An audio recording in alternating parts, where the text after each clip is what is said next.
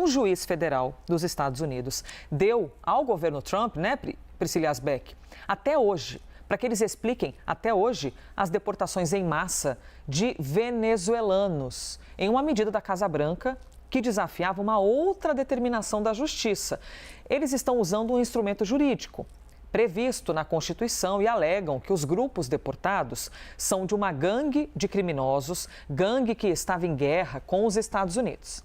E Asbeck, nos conte, por favor, toda essa notícia envolvendo deportados venezuelanos e o impasse na Justiça dos Estados Unidos.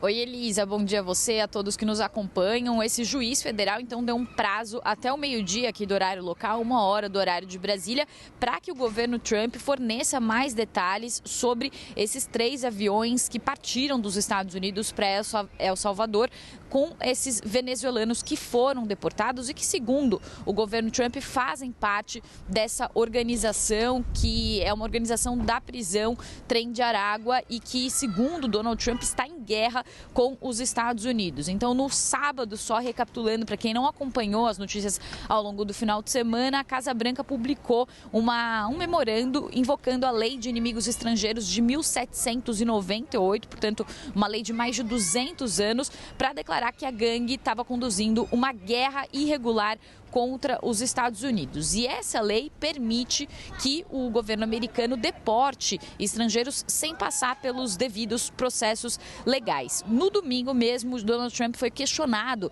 sobre a invocação dessa lei para deportar esses venezuelanos e na resposta, e foi questionado se ele acreditava que era correto usar essa lei, sendo que essa lei só é usada em momentos de guerras. E Donald Trump disse que o governo Biden permitiu que assassinos e traficantes cruzassem a fronteira, disse que eles invadiram o nosso país, então nesse sentido é uma guerra, disse Donald Trump, justificando então o uso dessa lei. E aí no sábado, o juiz distrital dos Estados Unidos, James Boasberg, emitiu uma ordem bloqueando essas deportações, mas os voos continuaram mesmo assim e 261 venezuelanos foram deportados para El Salvador. Os advogados do governo Trump defendem que os voos já estavam no ar quando essa ordem do juiz foi emitida. O juiz, ainda assim, pediu que os aviões retornassem aos Estados Unidos, mas o governo Trump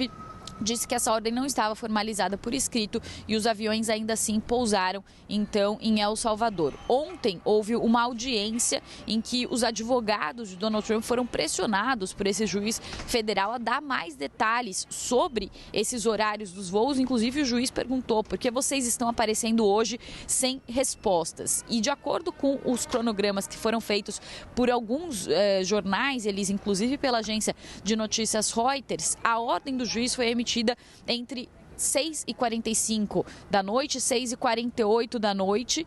e nessa hora 2 dos 3 voos já estavam no ar, mas um terceiro voo que decolou às 7h37 teria decolado 12 minutos depois da ordem do juiz, então isso traria um problema aí para o argumento dos advogados de Donald Trump, que falam que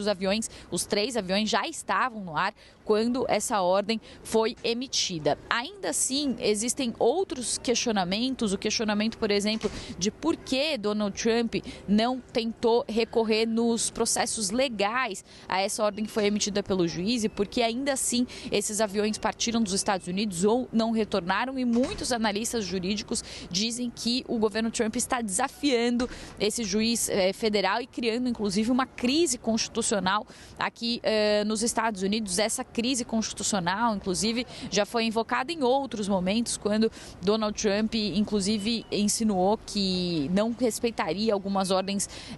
judiciais em prol dessa política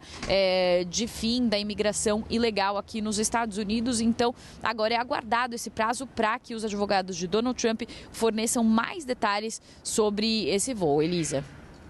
Da Priscila Asbeck conversando com a gente ao vivo dos Estados Unidos.